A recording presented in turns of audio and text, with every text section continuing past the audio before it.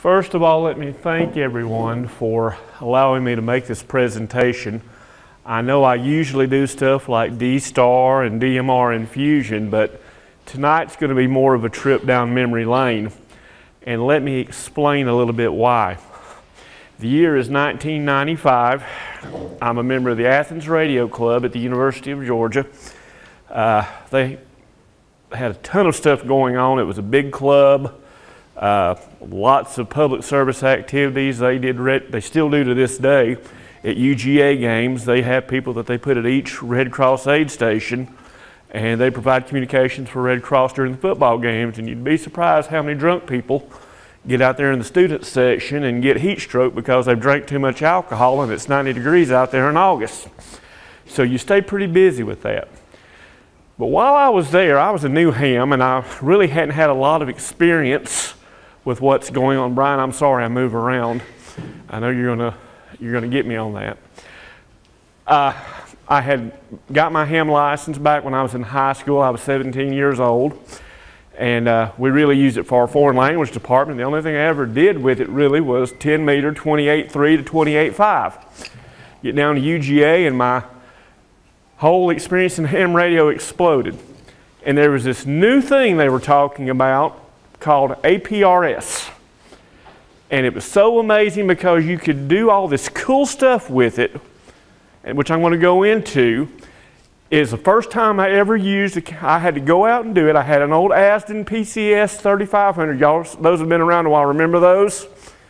I had to go take it. You just couldn't use it on packet. I had to take it to the radio shop, and they had to modify it so it would accept the packet signals. Had a computer. Went and bought a TNC, and I'm going to tell you what it was. If it tells you, you're going to figure out how old these TNCs are. Bought a Cantronics KPC3. That's how long those have been around. So, had the radio, would use my old IBM 386 computer running DOS 5.1, remember that? And I was in an apartment, had it strapped to the metal rail on my balcony, a 2-meter base antenna. I got the worst RF burn I ever had. Learned an important lesson in RF safety is, if you're going to work on your antenna while you're running packet, make sure you disarm the transmit in the computer before you grab the metal whip. Because guess what happens? When it keys up and you got a 6 dB gain antenna, you're putting, I think that Asden put out 35 watts, still got the scar from it. So that was my introduction to APRS. That was a new thing. It was so amazing. It wasn't just like BBSs where you're just sitting there doing keyboard to keyboard. You could do something cool with it. So what is APRS? Actually, before we begin, let me say this. This is just an introduction to APRS. I am not going into the technical details on it. There are so many uses for it. There are so many ways it's used. I want to talk about that more than how to get hops going from here to there to everywhere. If APRS is something the club or the APRS group would like to pursue, I will be happy to do another presentation at another time where we actually get into the nuts and bolts. So I don't want to overwhelm everybody with all the technical. We just want to get a big picture view of it. Does that sound all right with everyone? So if you have a question about what wide 2-2 means, tonight's not the night to ask that question. We're going to just talk about what it does, how it does it, basically keep it simple for everybody. I even have the altitude. Thank you. Thank you. There's a reason on this particular radio that we're doing this tonight. So basically, we're keeping it simple, stupid. In my case, stupid, because it can get fun. It can get real technical, real quick. Let's see here. Well, what is APRS? Again, we're throwing around lingo here, and I know that's a bad thing, but APRS is called the Automatic Packet Reporting System. It was originally called the Automatic Position Reporting System because used to, all you would send would be your GPS position. But it has evolved over time into something that does much, much more. It was developed in the 1980s by a gentleman whose name is Bob Bruniga. His call sign is WB4APR, and I do not believe that is a vanity call sign. I believe that was his actual call sign. Worked out well. He is a senior research engineer at the, I think he's retired now, but at the time he developed it, he was a senior research engineer at the United States Naval Academy. So he's a very, very sharp individual if you've ever met him or heard some of his presentations. It's amazing what this does. It was very visionary at the time. Remember, this is in the 1980s, mid-80s, 1990s as this is picking up steam. Very, very much ahead of its time. What it is, it's a digital amateur radio communications system. This is about as technical as we're going to get.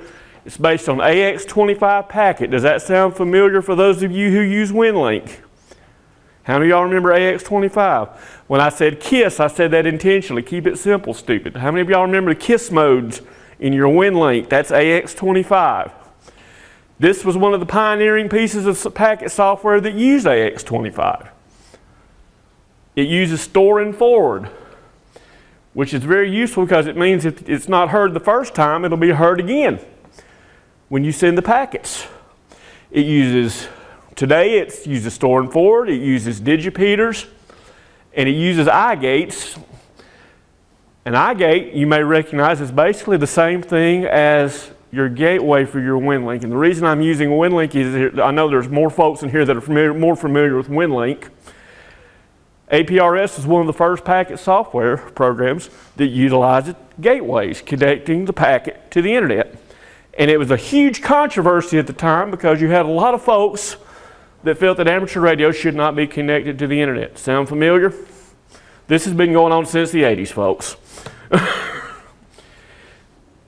It's used to relay real-time digital information on a local, a regional, and a global basis.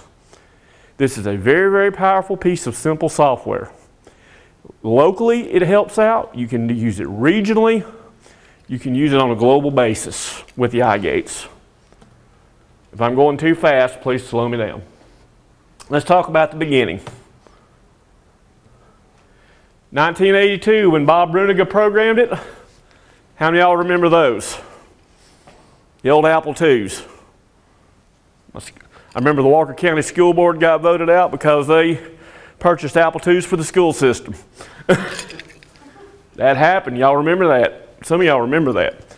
Started out coded for a 1982 on an Apple II. Bob Bruniga said, I want to do it on a little more advanced machine, so guess what he chose next? How many of y'all had one of those? Commodore VIC-20. Then a few years later in 1990, he really got fancy and put it on an MS-DOS machine. How many of y'all ever had one of those? How many of y'all remember what you paid for one of those? How many of y'all remember a 10 megabyte hard drive costing $1,500? I wish Ed could have been here tonight because Ed Walraven would have got a kick out of this. Bill would too. He Bill? was a dealer for those early apples. And this is what it looked like. Can everyone see this graphic? You had these maps. This is what DOS APRS looked like. You had the maps that had the call signs of the stations, and you could have a star for a home. You could have your little car, and it would show your car moving around the map. It would tell on you and tell how fast you were going if you had the right GPS hooked up to it. It showed all sorts of information. Then it got sophisticated and went to Windows 3.1. And I hope you can see it. You get a little more clarity, you see a little more street detail. Hams are cheap, right? So they use free maps from Tiger, which was for the Census Bureau. They were good, but they weren't great. They were very crude, but they were free. Free makes things a lot better than ham radio, doesn't it? But it was enough you could kind of get an idea. You could even have the Weather Service get on here, put a little tornado symbol, show the direction in mile per hour, and you could actually track the tornado. Weather spotters would use that to track the tornado. Or the hurricane. We're going to see some of that here in a minute too. How many of y'all remember those GPSs? Y'all may not have bought them. I think those were about 499 bucks back in the day. Started out just position reporting, but eventually other types of information was added. You could send text messages, you could send email, you could send status showing what the status of your station was. When they did that, they changed the name from position to packet. So this software has been evolving since 1985. Internet became integrated. I can go over and on my APRS software, I can go to England. I can see what's going on in England. If there are APRS stations in the Caribbean, if there's a hurricane going through there, I can go to the Caribbean and I can pull up stations. You can actually add a weather station to your setup, and you can give real-time reporting that will not only just help your fellow ham operators, the weather service will monitor that. They can monitor your barometric pressure, your wind speed, your location, and it helps them make better forecasts. So more and more stuff got added to what could be added to the packet, what could be sent. Now let's talk about practicality. And I'm saying, remember, we're in 1995 here. How much was a notebook computer back in 1995? Y'all remember that? You could spend up to $3,500 on a laptop computer. We're talking about if you wanted to do an APRS portable station in your vehicle. We had this idea, oh, we can do all these races, and we can put this stuff in our vehicles, and we can do this till we looked at the price. $3,600 computer then. Then you got to buy the radio. And I'm just looking at the setups. A Kenwood handheld was 500 bucks. Kenwood mobile, you're looking about 800. There were no Baofengs, there were no Wouxun. It was, you had a choice, Kenwood, ICOM, Yaesu, or Alinco. And we, at that point in time, Felton probably remembers this. I know some of you have been around a while know. We thought of Alinco about like we thought of Baofeng. Alinco was the first manufacturer that was using Japanese designs, having them built in China. And that didn't work out so well. They were actually, some of them were less reliable than some of the Baofengs. I mean, you either got a good one or you got a bad one. The KPC3 was about 125 bucks in 1995 dollars. That's about, they go for $200 now, which was about same value. And you could look at anywhere at spending $400 to $1,000 for that Garmin or that Magellan GPS, especially if it had maps and especially if it had a data output. So how many people were lining up to put these mobile stations in their vehicles? How many in here would have lined up to put that station in your vehicle? So it was a matter of cost and practicality. But we hams are cheap, and we're ingenious, and we're good at dumpster diving and making things work. We're going to talk now about how we use it today and how it's evolved and where it's at. I got asked this question one time. Is an APRS old technology? Has it been replaced by newer digital modes like WinLink? Answer is no. It is here, it is thriving, it is doing well. You have a whole lot more options now than you used to have, and the price has come down tremendously. Whoops. Let's try not to turn the presentation off, Marvin. How do we use it? It is a great search and rescue tool. You can take one of the small TNC trackers with one of the small GPSs that maybe have, if you have GEMA funding, and you can take a small HT, put them together, wrap them up, stick them in a backpack for your search and rescue folks. Stick up a digipeater in a pretty good location, and you can sit there and know where every search team is out in the woods, down to their longitude, latitude. And then when one of them radios in and says, hey, I found the hiker, their leg's broken, we need immediate assistance, it's not a matter of go to the rock over here 2 miles off the road from where my truck's parked at, then go 1,000 feet south. it is there at this GPS coordinate, send the EMTs here, land the helicopter here, and we can get them out. And you've done that relatively inexpensively. If you've got cell service, you can even do it on your phone. Public service events. Let me ask you this. What's one of the things on the Georgia Jewel and on the Sorba races that we get asked all the time in voice traffic? Where are they at? Where are the sweeps? Has anyone seen the sweeps? Have they made it to such and such aid station yet? You put one of these trackers in their backpack, tell it to transmit every 10 minutes, and guess what? You have the aid station set up on your map, you know where the sweeps are. Would that be useful? Would that be applicable today? Probably more so than DRATs, but that's a program for another day. Fox hunting. Now, how would this work for fox hunting? Anybody want to take a venture based on what I've said today? Come on now, y'all. Well, I know we've got some fox hunters in here. How do you fox hunt? Triangulate the coordinates. Triangulate the coordinates. I'm at this location on the map. My beam is pointing this way, and I'm hearing the signal. And it's this strength. So not only have you got triangulation, you've got strength and distance reports. Pretty good, huh? I hadn't thought of that one. That was a new one to me.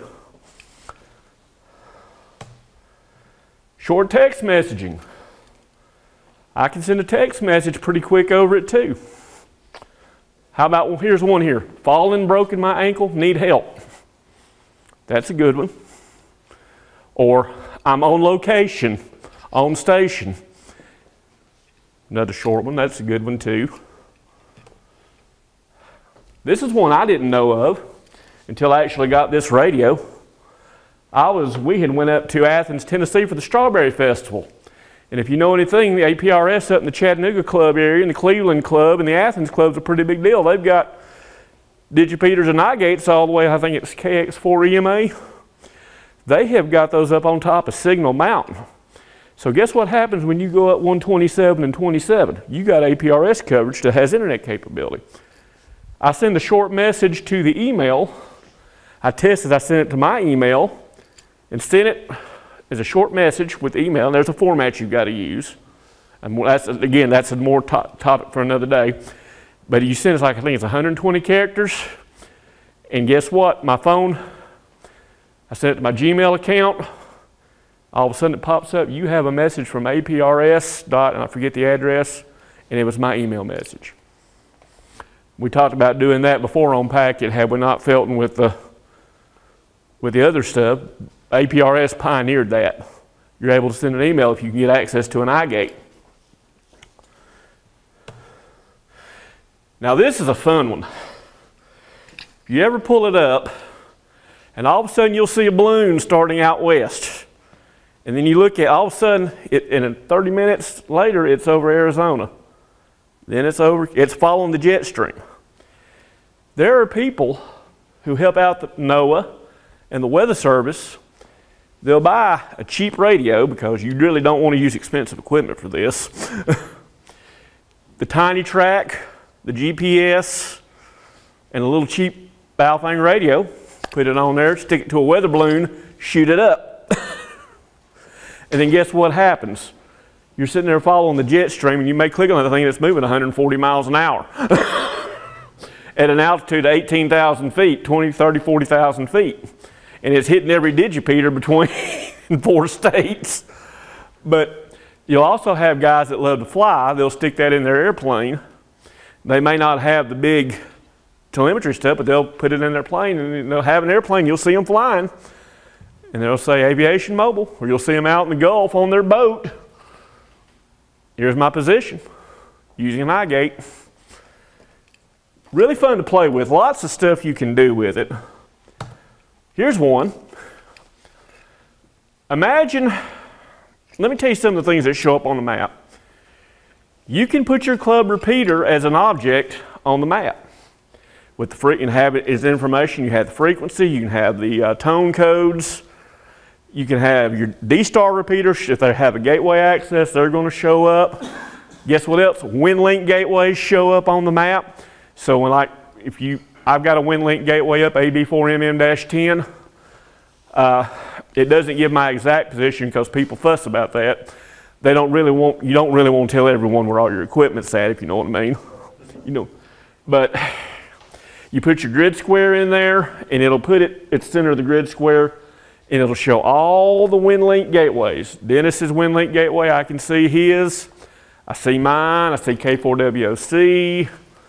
And if you want to put the digipeaters on there, you can do that as well. You just have to, they don't have the automatic link. A lot of them don't have internet access. You just use them as an object as well.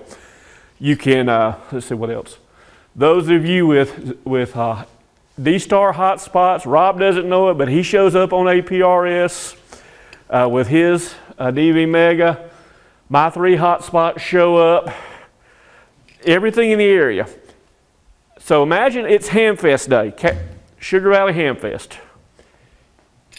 You announce your talk-in frequency. You also announce, also listed on APRS, and on the map where we had it at, you put Hamfest as a tactical call sign. And you say talk in these frequencies. Someone can pull up on their Android phone or on their APRS rig Hamfest, and instead of having to get directions from somebody who may not know where they're sending them to, if the person's not doing their job, they can sit there, or maybe they're like me and sometimes the directions don't mesh too well. They can pull it up and they can see it on the map. They can see all the repeaters that are being used for talk-in. You just got it right there. Everything that's going on. Lots of practical applications here. And they're coming up with, every time I read on an APRS forum, they're coming up with a new use for it. Like I said, the weather stations help the weather service send your barometric pressure, wind speed, rainfall. Weather service does actually still use that. Especially when you get out west where they chase the big tornadoes, they use it very much out there. The weather service will actually, on some of the old APRS software, when they issue a warning, it will actually show the watch and warning area on the map. So that's a neat thing to see. How it works and how you get started. Come on. What are we doing here? Oh, I keep hitting the wrong button. I'm sorry. It's going to send a packet. It's going to contain your call sign. It's going to send the data packet, which could be your position. It could be weather data, conditions, watches, warnings. It could be a text message. It could be an email, as well as the number of hops it needs to take. Now, different stations send different numbers of hops. We're not going to go in here, but say I want it to hit a digipeater, hit another digipeater, and stop. You would tell it 2 hops. There's a way to tell it 2 hops. What you don't want to do is tell it to take 20 hops, because then it'll start bouncing around between all the digipeaters and you'll cause packet collisions. How many of y'all know packet collisions are bad things? You know what a packet collision is? Where 2 of them hit each other transmitting and no data gets through. So there's a lot of stuff that goes into determining how many hops you need to use. But basically, you can tell it how far it needs to go. Remember, it's regional, it's local, regional, and global. If there's a digipeater nearby, it'll pick up that hop and it'll retransmit it on to the next digipeater. Every other station that hears it will decode it. And it'll show up on your screen. Matter of fact, that beep was it hearing station right now. So we'll look at. If there's an iGate capability at the digipeater, or somebody has a gateway at their home, like I do, whatever I hear gets sent right back through the iGate, back to the internet network. So say Felton's out with an APRS equipped HT, it sends his position, he's in Dalton, my digipeater iGate hears it, it'll send it out again, plus it'll send it out over across the internet. And someone in England can look and say, oh, Felton's in Dalton with a Kenwood or a Yazoo APRS radio. Before I get ahead of myself here. Now let's talk about a station. That has changed over the years.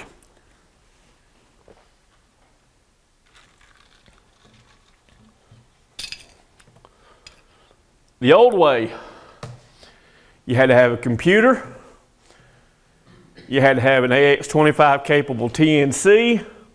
How many remember those weren't cheap? Because your cheap option was a KPC3, or if you wanted to spend $500 back in '95, you would buy a PK232. And those were not cheap.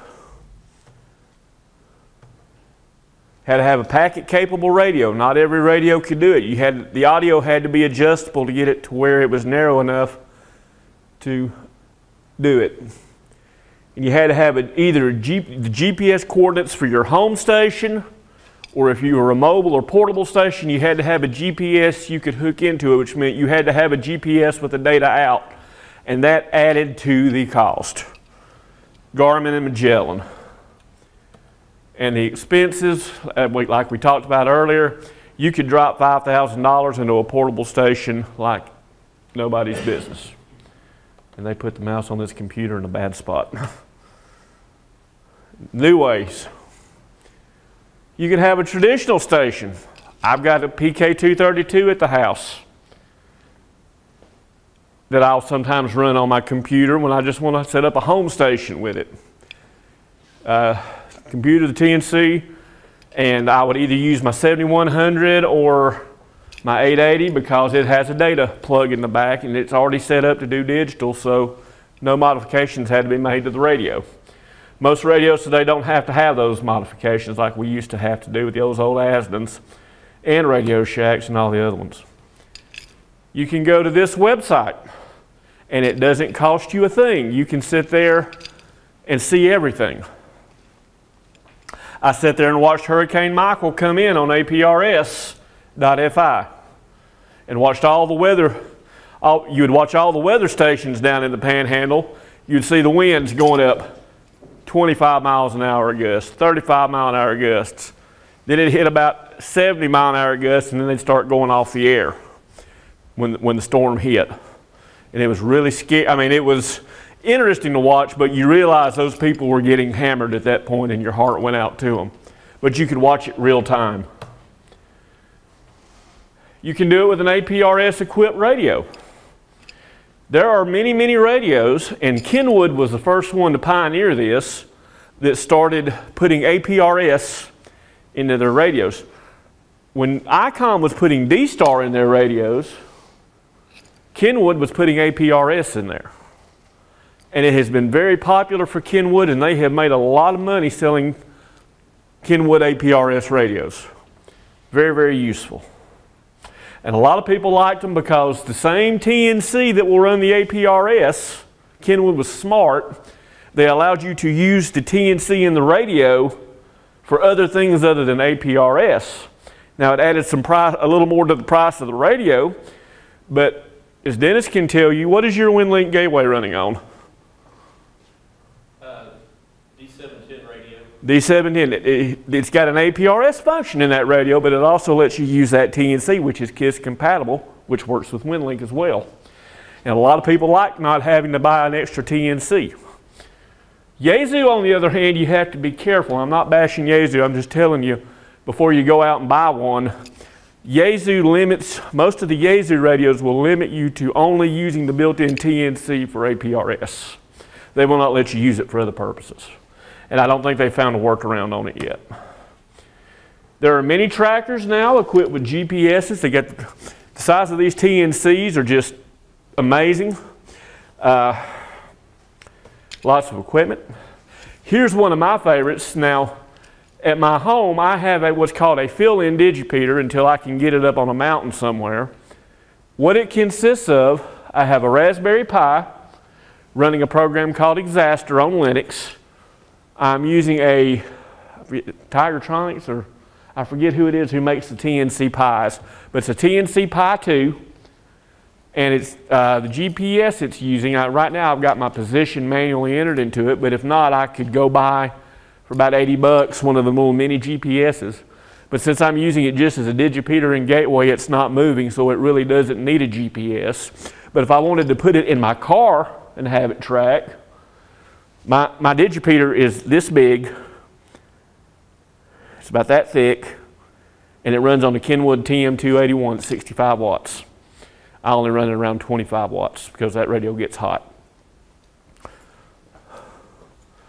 So there's lots of options. There's even more.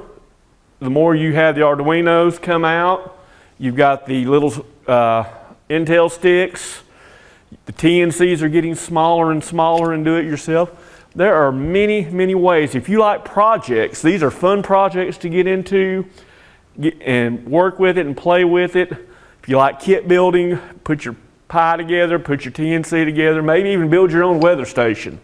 That seems to be getting real popular for it too, because there are 2 weather stations out there commercially out of the box that will do APRS, and both of them are over 500 bucks. Let's talk about some APRS frequencies. If you ever tune to 144.39 and think you're going to use it for a hotspot or you're going to use it for a digipeater, for WinLink, you might get a surprise because there's a lot of APRS traffic on it. That is a gentleman's agreement. It's not law. It's not ARRL rules. It's not FCC. 144.39 is the US APRS frequency. Bob Bruniga has said if we ever want to get up and play 9600 baud packet, it's proposed 445.925, but I think in Georgia that's going to get you into some repeater outputs. So if you decide to play there, be careful. On HF, and it really depends on which TNC you're using, 30 meters is where you can find APRS on HF. There is an APRS station on the International Space Station. If you like, I realize there was a satellite presentation here last month. I'm sorry I didn't get to come. I really wanted to see it. But I have set out in my yard with this radio. I realized I wasn't going to hit it because I didn't have the right antenna, but I could sit here and track the International Space Station going over. It's on a different frequency because it's the Russians that have that one, and they use 145.825. And it's the same with those 2 satellites. Anyone wants any of these frequencies or any of this information, get with me and I'll give them to you. Like I said, I know we're getting a little late. I'm trying to move quickly here, just kind of give an overview. But I'm saying this is for something that people think is outdated, there's a lot of activity still going on with it. Just because we're old don't mean we're not useful. We'll talk about equipment. Dennis mentioned the 710 GA, Kenwood. I'm talking about radios that have it built in. I'm talking about new radios. There are older radios. The D700 has it as well. If you get a D700, make sure it's got the GPS in it if you want to do APRS. The Yaesu FTM100 has APRS capability. But again, you can't use it for other stuff like WinLink. It's APRS only. 400DR has that capability. I don't have an FTM350. Someone who does. Does anybody have an FTM350? Know anyone? I think it may have APRS capability. Check into that. Some of the old radios do. The Kenwood D72 is still sold. It has APRS capability built in. The D72, you can also use it for WinLink as well. You can use it. It has the option of using the TNC separately. The D74, which is what this is, it has this capability. Its TNC is a little different, but it still does the KISS mode, and you can still use, I've used it to connect to K4WOC. Yaesu FT1DR and the Yaesu FT2DR both have APRS capability as well. Again, just remember with the Yaesus, you're going to be using it for APRS only. You're not going to be able to use it for WinLink. Whereas with the Kenwoods, you can use them with WinLink as well as APRS. So you're getting more bang for your buck, and the prices are about the same. I do not know of a Chinese radio yet that is offering APRS. If they did, I think they would sell very well if they can get type accepted. that may be an issue coming up. Current mini TNCs you can use with it. I've already mentioned the PK232. I mentioned the KPC3. I don't think they sell it anymore. It's the KPC3 Plus. Just be aware with the PK232 and the KPC3, you're going to have to get a serial port to USB adapter, and sometimes Windows wants to mess with that every time it updates. Those of you who've dealt with that with WinLink gateways can tell you it's a royal pain. The Tiny Track, sold by Bionics. That's an option. It's a little mini tracker. It's got a TNC in it. It doesn't have to have a computer. You can plug the GPS in it, plug it into the radio, turn it on, and it'll sit there and send the APRS packets and the position packets. I actually have this GPS, this Bionics GPS. I used it for my ICOM ID880 to send my position when I was sending D-Star. It was designed for APRS, but it's very adaptable for a lot of other ham radio applications. If you have a weather station, this Weather 3-in-1 that comes out of Poland, it will act as a digipeater. It will work also with WinLink as a digipeater. It just digipeats what it hears. You can plug your weather station into it, you can plug a computer into it, and it will act as a digipeater, and it will act as an iGate. So if you have internet capability at your digipeater site, it can do both. And it's not that expensive. I forget the price on it, but it's a whole lot less than what I thought it was going to be. Weather stations. This is a picture of a Davis weather station. That's about $595 by the time you buy the weather station and all the software. More and more people, instead of, like I said, how many know hams are cheap? How many know hams are cheap? How many of you are cheap? If you enjoy project building, you can go online and you can get the parts. You can build your own weather station. You can get the components, you can do the work yourself, put it in a nice little 3D printed box, and it will do the same thing that $600 weather station will do. Let's talk about software. A lot of these are old and have not been updated in a while. APRS IS32 was designed to run on Windows Vista. That's a bad word to some folks. Yet another APRS client, that's about 20 years old. The guy who kept it going, I think not yet another APRS client. That's still being kind of supported. UIView 32, gentleman that did that in England, he passed away. So people are carrying it on, but they're not really updating it. The newest client that I've seen, they've got some bugs in it that they're working out. It's called Pinpoint APRS. It is a very, very pretty piece of software. It uses Google Maps. Very nice. If you'd like the web address for it, it doesn't show the National Weather Service stuff yet. They haven't got that far with it, but it's in development. It's a real nice piece of software. I'll use it at the house when I want to see stuff on the map. Exaster for Linux and Raspberry Pi. This is what I run the AB4MM-2 digipeater on. And iGate. It'll run on I'm running on a Raspberry Pi 3 and a TNC Pi 2. Very, very small program. The maps aren't quite as pretty, but for Linux, it does the job for what I need it to do on a small machine. If you have an Android phone, you can use APRS Droid. If you're on iPhone, I hate to tell you this. How many of y'all know iPhone nickels and dimes you to death on everything? My wife and my kids are cheap, but every one of them's got an iPhone, and every time they get an app, they complain. Well, they're charging for that. Well, that's Apple for you. And APRS.fi, who provides that free website, they have an app in the iStore. I think it's about $1.99, $2.99.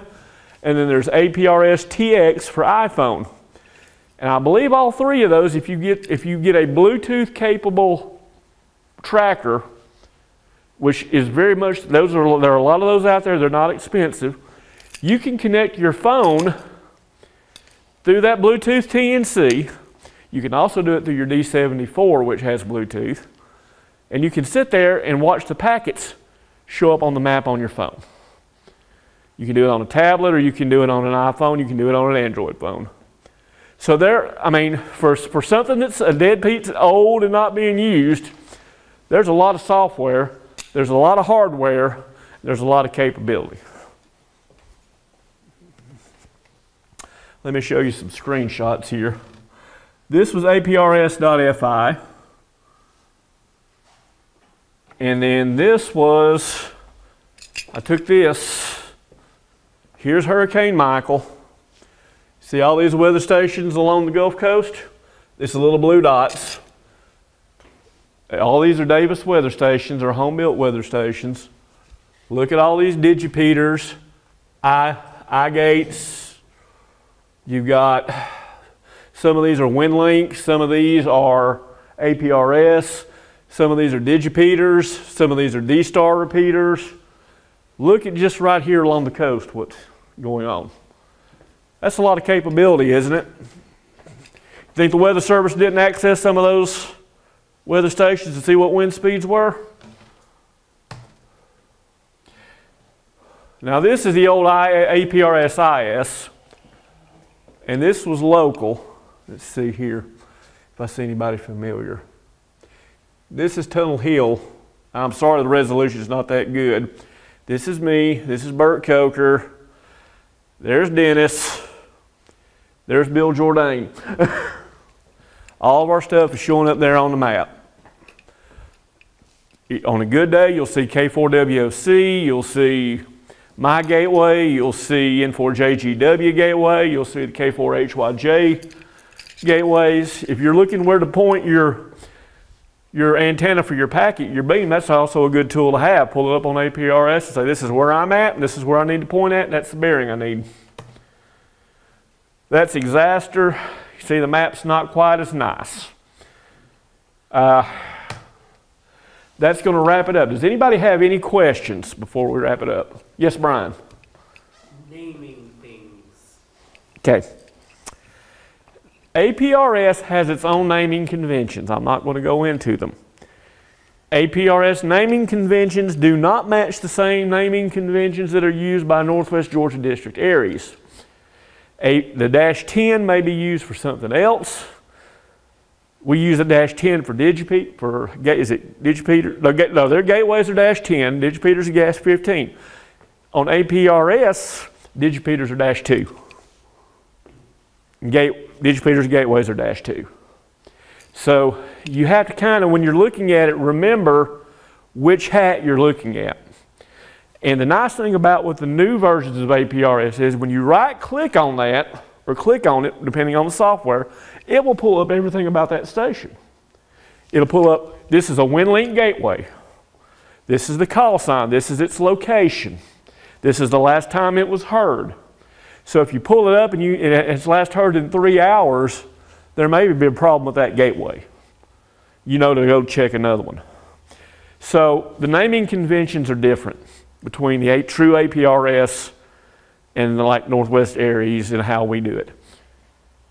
But that doesn't mean it's not a useful tool still, because like I said, you've got a picture of every gateway you've got in the area. Any other questions? Did you say the digits and the gateways are the same, -2, or is it -1, -2? Well, then I don't have the naming conventions with me on APRS. You can, sometimes people, what I found around here, most people tend to do their own thing. They're mobile in their vehicle. They have a Yaesu FTM 400 in the vehicle, and they've made it -1 because their home station is -0 or no SSID. The naming conventions really aren't followed around here like they should be. Any other questions? Any other comments? Michael, you got any good jokes for us tonight? No, I won't do one tonight. You must be wanting to get home and to bed. If you think of a question later, here's my email and phone number. If you need it, my email is good on QRZ. If you'd like to get started with it, I'd be happy to help you. It's a great way to play with Packet. You want me to come back and do a presentation next year? I know we're getting the holidays on a little more in depth on it. I'll be happy to do that. Like I said, this has been a fun trip down memory lane for me. This is what got me started. And this was really the first digital mode I ever used. This came out before PSK came out. And it was revolutionary, and it's still being used today. It's still reliable. It's still valid. And honestly, I would rather see Georgia Aries drop DRATs for APRS because DRATs isn't being supported anymore. And I'm a D-Star guy, but I'm going to be honest. 2014 was the last DRATs update. People are using this all the time. It shows a lot of the same information. And unless we can get somebody to pick up DRATs and use it right and make it so it works all the time, personal opinion, but you can take it for what that's worth. Any questions or comments? Have you used DPRS? The DPRS, let me tell you what. That's different from APRS. I mean, it does the same thing, but You have to remember, I'm going to say that, I have to say this politely. DPRS, hold on. First of all, APRS is copyrighted by Bob Bruniga. Using APRS in Kenwood radios is patented by Kenwood. D-Star comes out and they want to send positions across the APRS network. Kenwood gets a little upset about that. They don't want to pay, ICOM doesn't want to pay royalties to Bob Bruniga for APRS. DPRS is then produced. That's the D-Star packet reporting system. As a courtesy, they have allowed them to send that across the APRS network, but it is not true APRS. One of the big issues that came out, ICOM returned the favor when Kenwood come out with their D-Star radio. Remember that?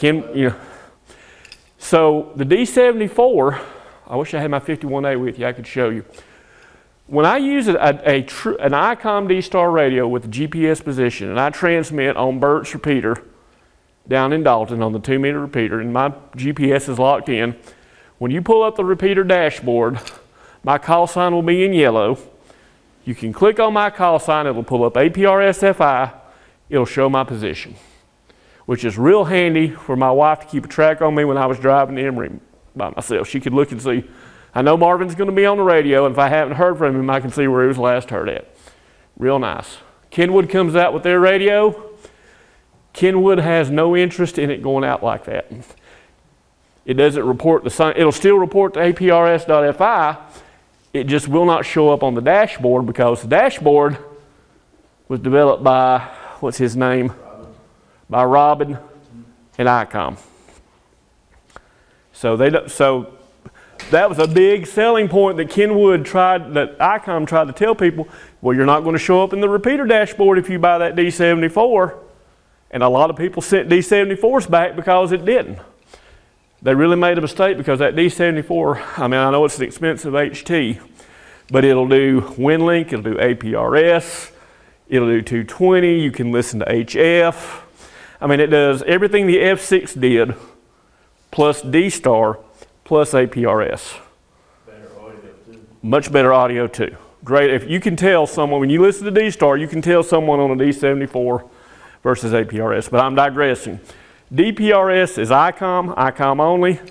Kenwood doesn't use it, therefore it doesn't show up on the dashboards. That's them. That's the first I've heard that. That's them trying to play politics and money. Everybody knows it all boils down to money. Any other questions? Well, I appreciate you listening to me tonight. Thank you for allowing me to present this. Like I said, it's a walk down memory lane. And I hope this maybe has piqued some interest. If you have any questions, please let me know.